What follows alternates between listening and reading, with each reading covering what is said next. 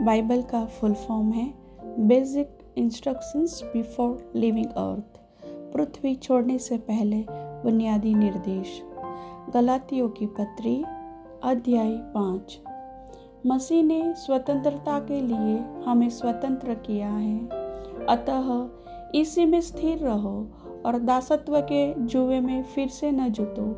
देखो, मैं पौलुस तुमसे कहता हूँ कि यदि खतना कराओगे तो मसीह से तुम्हें कुछ लाभ न होगा। फिर भी मैं हर एक खतना करने वाले को जताए देता हूँ कि उसे सारी व्यवस्था माननी पड़ेगी।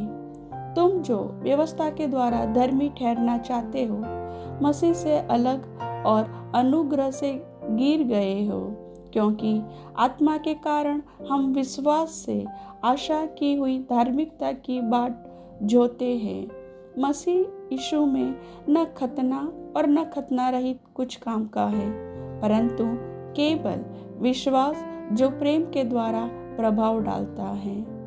तुम तो भली भांति दौड़ रहे थे, अब किसने तुम्हें रोक दिया कि सत्य को न मानो? ऐसी सीख तुम्हारे बुलाने वाले की ओर से नहीं। थोड़ा सा खमीर सारे गूथे हुए आटे को खमीर कर डालता है।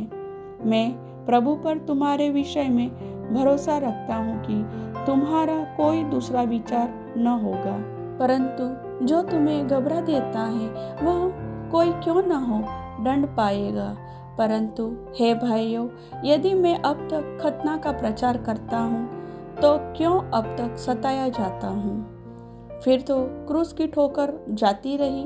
भला होता कि जो तुम्हें डांवाडोल करते हैं वे अपना अंग ही काट डालते।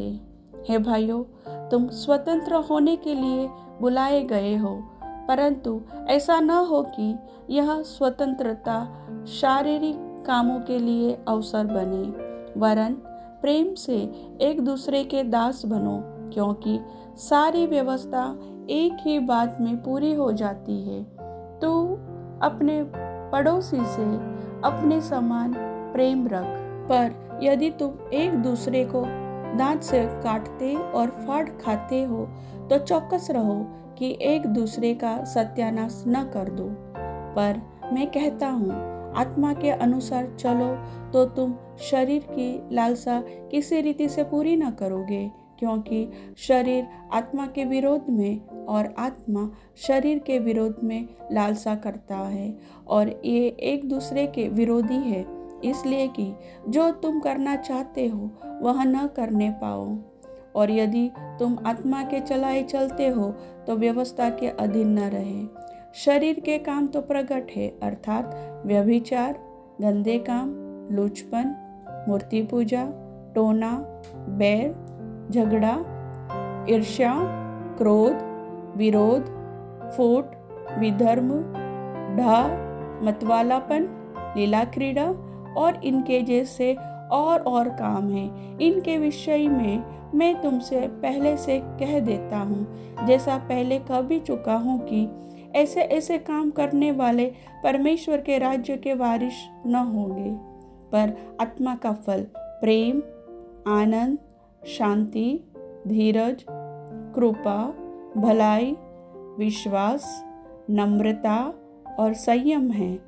ऐसे ऐसे कामों के विरोध में कोई भी व्यवस्था नहीं।